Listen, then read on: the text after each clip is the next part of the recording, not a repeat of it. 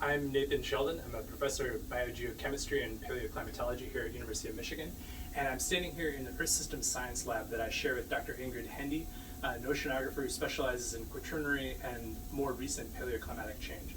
And so what I'm going to do here is give you a bit of a tour through our lab space and tell you a little bit about what goes on here. There are two spaces that we're not going to go into. I feel like a flight attendant right now. One of the spaces over here that just pan toward, this is our balance room, so this is where we can measure things with pharmaceutical precision. And the other darkened room over here we're not going to go into because this is actually our clean lab space. And so we do things in here like look at very micro and pico levels of trace metals as well as digesting physical specimens. So we come into the lab here just a little bit further. We've got a space over here that's used primarily by Ingrid's lab. And so this is a set of microscopes and a set of reference slides and reference specimens for studying forams and diatoms and fish scales and things like that. And so Ingrid uses those to reconstruct a variety of different paleoclimatic proxies, as well as things like teleconnections between the atmosphere and the oceans. And so then this main lab space that we're walking into here, we use this for laying out samples and things. And you can see that on the table right now we actually have some kits here that we're starting to build for classes. So even here in the time of COVID, we're trying to make an effort to send things out to the students. This space is used for sampling, but it's also used for things like microscopy. You can use the screen that's here behind me in order to do some large-scale work as well, and some smaller lab models and things like that. One of the spaces we're not going to go into as well because it's really just dirty space. We have a dirty sediment prep lab back here that also has a significant amount of stuff for doing things like sample washing and whatnot. And then from there, what we're going to do is we're going to head over into this lab here, and we'll talk a little bit about the kind of geochemistry that we can do in there. Okay, so we're in a small geochemical lab here. This is one of our wet chemistry labs, and what we do in here is a lot of work on iron speciation, as well as things like the SEDEX method, which is a way of getting at phosphorus speciation.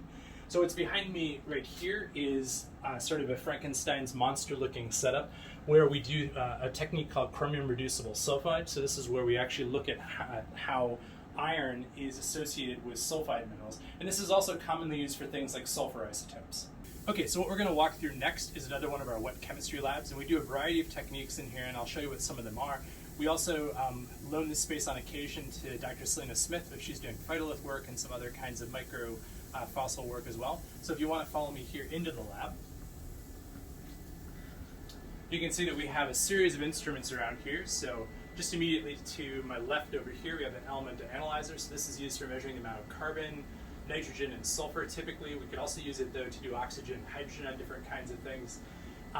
And right behind me here we have things like a UV vis spectrophotometer, so we use this on things like soil leachates. You can also use this to characterize first steps for DNA analyses, things like that.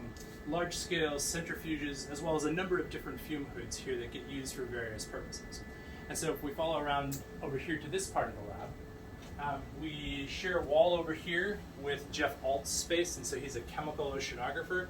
And then we're going to end our brief tour over here in our isotope prep lab. Okay, so where we are now is in a dedicated isotope preparation lab. We have a bunch of different ways of measuring stable isotopes in the lab. There's a stable isotope suite down on the first floor, but in this suite here, we specialize in particular on measuring things from organic isotopes. So a number of other labs, Ben Passy, Naomi Levin, Sierra Peterson, Casey Lohman, Julie Cole, all measure carbonate isotopes, but we're one of the primary groups of people, along with Janan Karbush, who measure organic isotopes instead. And so in here we have another set of instruments once again. It's a dedicated fume hood space. The machine back here that has Harry Potter labels on it is a cavity ring-down spectrophotometry system. And so what this allows us to do is to combust samples here in the part that we've dubbed Fox, and to then turn that sample into a gas. It comes down here to this laser isotope analyzer. What's interesting about this particular system is that we can measure isotopes either on CO2 for carbon isotopes, or we can measure on methane.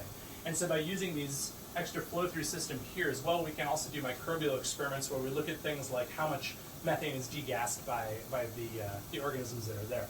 The other thing that we do in here, and I don't have it properly set up right now, is we have a number of these Soxhlet extractors. And so this is an old school chemical technique where we put samples in here that are full of some sort of organic matter or lipids or something like that, we put cold water circulating through here and then a heater down at the bottom.